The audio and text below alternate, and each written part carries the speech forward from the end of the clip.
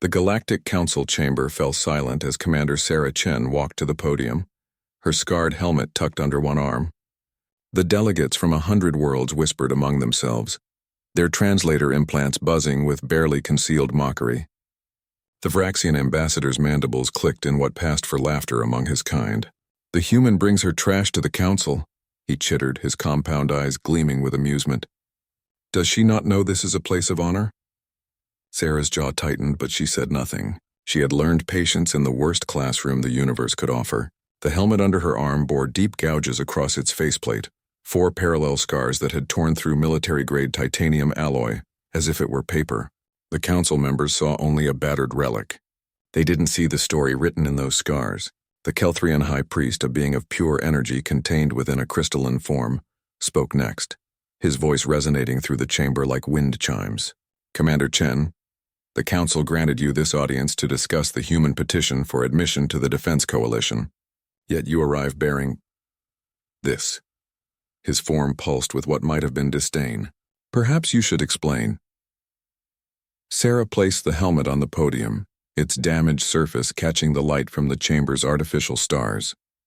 She ran her fingers across the deepest scar, feeling the rough edges where something impossibly strong had tried to rip through to the flesh beneath. "This helmet," she began, her voice steady and clear, "belonged to Lieutenant Marcus Webb. He was 23 years old when he died on Kepler 442b, 3 years ago.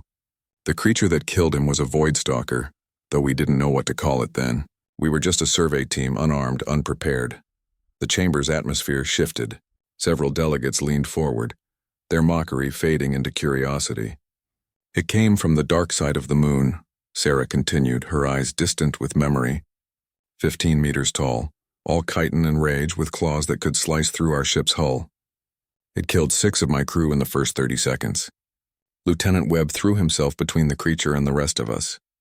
He bought us 7 seconds with his life, 7 seconds for me to seal the bulkhead. The Vraxian ambassador's mandibles had stopped clicking. "But this isn't Lieutenant Webb's helmet, is it?"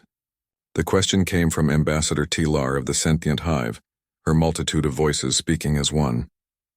"You said it belonged to the creature." Sarah's lips curved into something that wasn't quite a smile. "Yes. After we sealed the bulkhead, we had 2 choices. Abandon the mission and 12 months of research or deal with the stalker. We had 1 plasma cutter, 3 engineering suits, and a cargo bay full of mining explosives." She paused, letting the weight of those words settle. "We didn't run." She picked up the helmet, holding it so the scars faced the council. "It took us 16 hours. 16 hours of crawling through maintenance shafts, setting traps, learning how it hunted. We were scientists and engineers, not soldiers. But we were humans, and humans don't abandon their dead." The chamber was utterly silent now. "When we finally cornered it in the engine room, it was wounded, desperate, and more dangerous than ever. I was in this helmet wearing Lieutenant Webb's blood on my suit when it charged me. Those claws came within a centimeter of my face." Her fingers traced the scars again. "But we'd learned something those 16 hours. We'd learned that Void Stalkers, for all their strength, have a weakness at the base of their skull, and we'd learned that humans, when pushed far enough, stop being prey." She set the helmet down with deliberate care. "I took this helmet off the Stalker's claw after we killed it. After we retrieved our dead. After we completed our mission. I wear it now because it reminds me of something the galaxy seems to have forgotten. Determination isn't measured by how strong you are when things are easy. It's measured by what you do when the universe tells you that you should give up and die." The Vraxian ambassador rose slowly from his seat. "You killed a Void Stalker with mining equipment?" "We killed it with spite and stubbornness," Sarah corrected. "The mining equipment was just the tool we used to apply it." Ambassador Tilar's voices harmonized in something that might have been respect. "The Stalkers have wiped out 3 colony worlds. Military fleets engage them at range, if at all. You're saying 7 civilians fought one hand-to-hand?" "6, Sarah said quietly. "By the time we cornered it, we'd lost another to its ambush tactics, but yes. We fought it in the dark, in its element, with improvised weapons and no training. And we won because losing wasn't an option we were willing to accept." The Kelthrian high priest's crystalline form pulsed with a color Sarah had never seen before.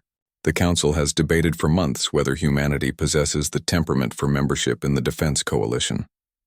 We worried your species was too aggressive, too unwilling to accept superior wisdom.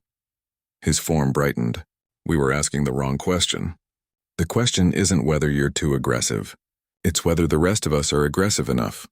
Sarah picked up the scarred helmet. This helmet has traveled with me to every posting since Kepler 442b.